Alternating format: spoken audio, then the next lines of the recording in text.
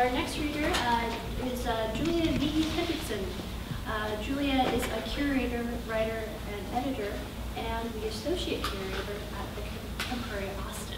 Please welcome Julia.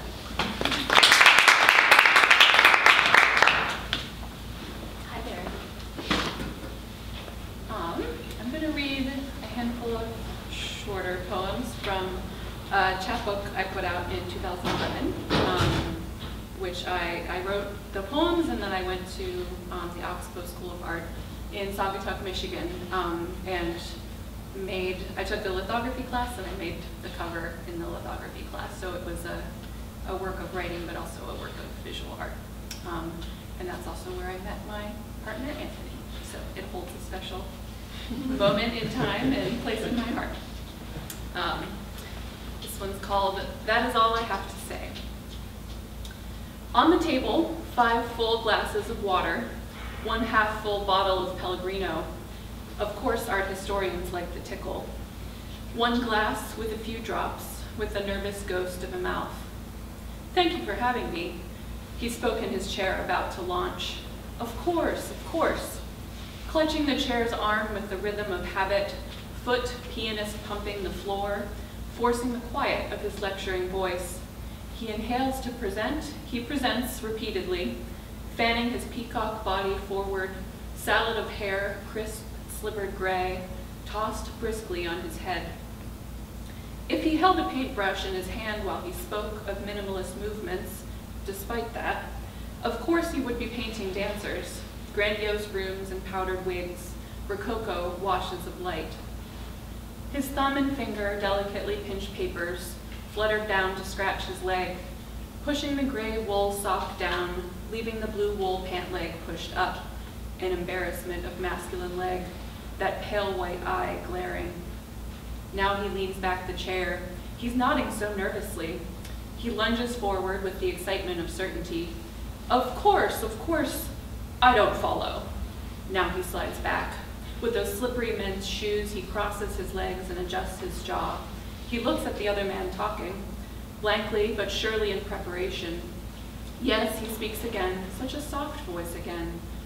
Of course, with that rounded lozenge on his tongue. That is all I have to say. A number of these poems have to do with art and the art world and painters and, I don't know, lots of eccentricities in this tiny world that we're in. This one's called A la Breve. Why do painters of houses, beards matching pigeons, drink 5 red Coke cans, flush with stories of houses under their nails? In painted houses, empty, they follow, loose tufts wafting white as milkweed from fingers caught dry on hot biscuit tongues. How did they seem, painters painting then, young, stand in cotton, hair blown against trees, still bright summer noon teeth, big pie-sliced bottom lip smiles, cutting the eye of their grin?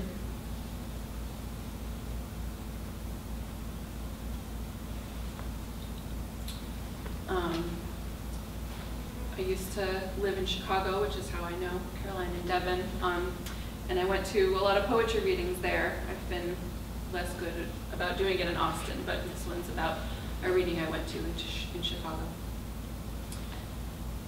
Look beyond the alcoholic poet, clutching a refrigerator door like a breast, a white raft.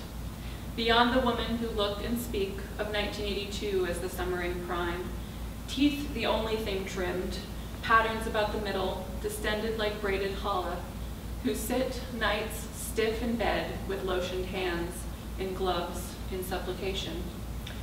The 80s cannot fit into clothing quite right, always freshly escaping appendages. Over the frizz, drunken stanzas spewing frayed electric thoughts tangled into air. The upper echelon of breasts hover, the lower echelon of sight strays breastward. Poets, too, enunciate through beards, twisted with clear blue eyes that frighten. I see ghosts behind them.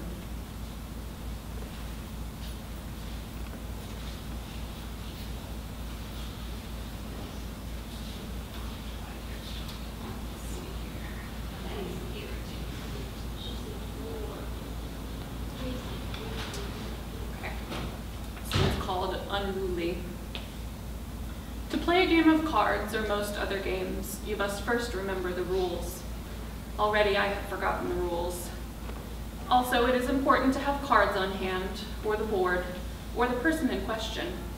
Already I've half forgotten the rules.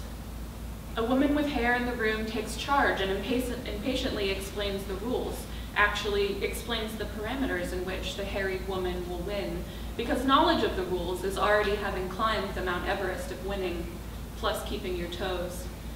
Aligned already I have forgotten. The rules are like boiling water. The game is lit, foaming mouthy, but 7 minutes pass, the heat evaporated, only feeling I've done what I could in the time allotted. You see, I've forgotten the rules. The rules between women are endless. You'd think there were no rules. The game unspoken, better left. Yet, there are bicycle blackened hands tending to dented speak, truing the tongue-tied wheels. A woman holds a blue plastic comb. Her hair waves as only a mother can. She measures straight her peppered head, chalk-dusted, echoing blackboard lessons. The ghosts of rote editions linger hazy at the surface. Claimed men like Pepper cling to her tines. Electricity holds them to her, the salt of the earth left behind. What was that about following? Overruled I'd forgotten, perusing the unpursued. Laid claims beg to be broken, the unpursued clamor, attentive for attention, reclaiming exceptions to the rules.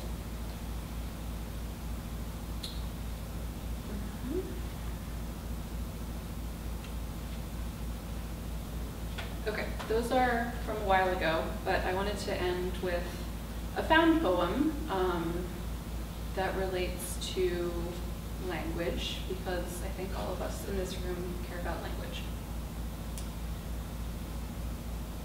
Lena H. Sun and Juliet Eelpern, The Washington Post, December 15th, 2017.